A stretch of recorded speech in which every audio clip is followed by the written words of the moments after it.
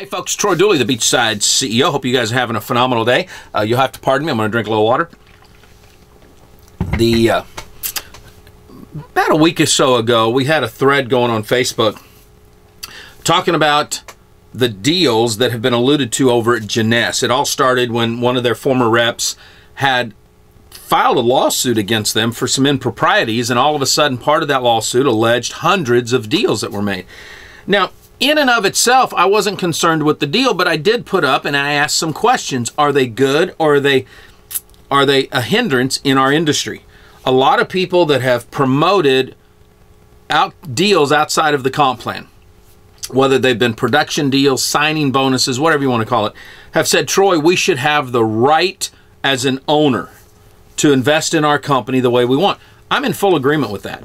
I don't necessarily see anything unethical, illegal about a business development agreement or a business development deal being done. Have no problem with that if it's disclosed correctly. See, a lot of the times we'll hear the proponents of this state, well, sports people do it. You see it on Wall Street. You see doctors. You know, when somebody is a talented person, they should be paid what they're worth. I'm 100% in agreement with that. Have no problem with that. But it needs to be disclosed like these other industries do. And there's certain guidelines. Now, sometimes the arguments don't make sense. You know, if Barry Bonds from baseball is paid $100 million signing bonus, well, it's paid to him. It's not paid because underneath they're saying, bring your team to us, or we're going to pay this for your whole team. That doesn't happen. Matter of fact, when teams are purchased, it's in the billions of dollars, as we saw Ballmer do, the former CEO of Microsoft, when he bought the team in California. So we see how that works. Wall Street discloses.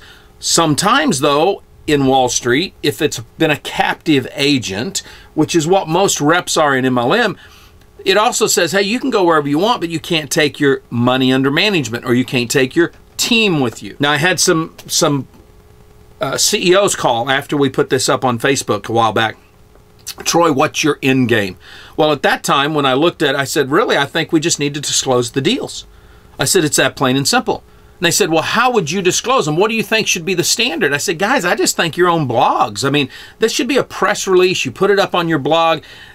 You guys are covering your butt. There's nothing there, because my attorney and one of the influential voices in the law in network marketing, Kevin Thompson, had written a great article, and we'll put this up in the blog post, that described fraud based on current regulations. When you look at what the SEC, when you look at the FTC, when you look at the state AGs out there, the enticement that can come up when you don't disclose certain things, and then people are putting it up on Facebook or social media, man, it changes everything. And it can be, I mean, in some cases you could go to jail if it's classified criminal concerned. And when I started looking around, here's what we found. First of all, we saw, and we'll put some pictures up here, but they'll definitely be on the blog, of checks that have been written. Matter of fact, it's got Wendy Lewis's name in the check.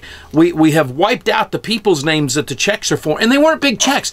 This is a lack of understanding. It's a lack of education. And I hold companies responsible for this. If you're not training your people all the way down, then there's a problem. Matter of fact, Jeunesse's policies and procedures has a policy in there that states you, as the field leader, are responsible, responsible for training your downline. Well, here's what I have to say about that. Since case law has shown that the line of sponsorship starts at the company down, and that it belongs to the company, then it's the company's responsibility to make sure that everybody is trained correctly on the P&Ps.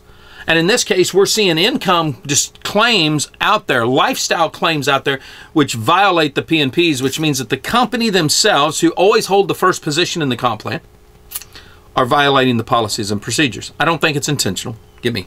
But I want to look at just a few of the policies and procedures, because the culture in the field, you that love Jeunesse, matter of fact, I had lunch yesterday with one of the top and long-running income producers. He's built a humongous organization worldwide in Jeunesse, and it's not his first rodeo. This will be the second time he did it. It's been wonderful to watch. He's a great friend of mine. I just admire this individual. And he knows my frustrations, not just with Jeunesse, but with sometimes in the industry of this stuff. So I want everybody to understand, if you think I'm out to get Jeunesse, you're wrong. I have great friends in Jeunesse at this moment. Some of them are clients that I work with. So this is about educating the new people, old people, thinking about, oh, let's go back to the basics type of deal. But I'm using Jeunesse as the example because this is what's on social media. This is what we're seeing. But let's look at the Jeunesse's policies and procedures for a second. Code of Conduct 1.1 that's in here. Very good. Everybody should have this. But listen to this for a minute. I will be honest and fair in my dealings as a distributor of Jeunesse. Well, when you're putting up an income claim or a lifestyle claim and you don't disclose, hey, by the way, the reason I was able to hit this so fast, the reason I hit this rank, the reason I made this income is because I actually had a top up, I actually had a signing bonus, something like that. That's not being honest. So theoretically, you violated the policies and procedures of Jeunesse and you could be suspended or terminated. It says, I will perform my business in a manner that will enhance my reputation and the positive reputation established by Jeunesse. Positive reputation is a subjective phrase. So if you do something and they don't think it's positive, even though you do, it could be grounds for termination, and we know how lawyers are. So think about that for a minute. Okay, I will be courteous and respectful. That's good. I will not misrepresent Jeunesse products or the reward plan. If you're putting up income claims, if you're putting up lifestyle claims, and part of that came because of things that happened outside the compensation plan, a private deal, so to speak, that can be a problem. If you've put up income or lifestyle claims and you haven't put an income disclosure statement from Jeunesse up there, that's a problem for both the company and you. Right. Let's go on. And remember, if you're not doing business correctly by the P&Ps, they have a right to stand on to protect their brand. And that's why we're sharing this. Again, it's not about just Jeunesse. You can look at any company's P&Ps, and you're going to find out that if you don't do business as you're supposed to be doing business, then there's an issue there. Let's look down here at 6.2. I told you we're not going to go into all this. It's very important that you guys realize who are in Jeunesse or getting into Jeunesse what you're dealing with here. And that you understand, okay, this is worth the risk. I'm going to go do this because this is my home and this is what I'm going to build, and that's fine. Income claims. Now, this is a big one. We're putting up these checks. We're putting up these lifestyle claims so that you can see what I'm talking about. It says distributors may not display in any manner for recruiting purposes or any other reasons commission checks or may specific income claims or representation. When you have somebody on Facebook that puts up something that says, oh my gosh, Susie Homemaker made $13,000 and went to Diamond in her first 30 days, that's an income claim. When you show your check, I made $1,000 some odd dollars, I get one of these every week, that's an income claim. You just violated the policies and procedures of the company that you truly love. And that's an issue right there, guys. Distributors must truthfully and fairly describe the reward plan. No past, potential, or actual income claims may be made to prospective distributors, nor may distributors use their own income as indications of the success assured to others. Income claims include statements of average or non-average earnings, statements of earning ranges, income testimonials, lifestyle claims, and hypothetical claims. Commission checks may not be used as a marketing material. Distributors may not guarantee commissions or eliminate expenses to prospects. Any earnings information or statements regarding income in the reward plan are solely to explain the reward plan and not representations or guarantees of income plans. Jeunesse does not guarantee or imply any specific earnings or income. Individual incomes result on a varying of reasons, and they do. And we talked about this. I had another thread that we put up just on income claims.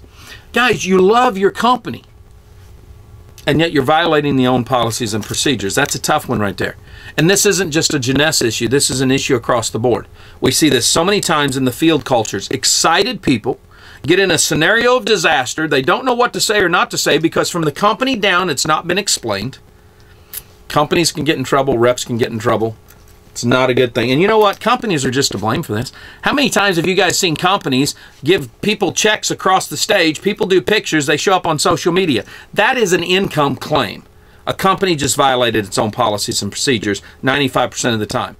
This was very important based on current activities that we're seeing right now where leaders and their teams are being enticed and jumping into Jeunesse for whatever reason. Private deals are being made. Listen to this right here. 11:15. Sorry, happens. Sales forces of other companies. Distributors may not target the sales force of other direct sales companies to become distributors or to sell the products of Jeunesse. Distributors may not encourage members of the sales force of another network marketing company to violate the terms of their contract with such company. Distributors bear the sole risk and the sole liability of each of such activities, which activities are not endorsed or supported by Jeunesse. Pretty powerful statement in Jeunesse's P&Ps. If Jeunesse is making private deals, and I have all indication that they are making private business development deals, they have that right.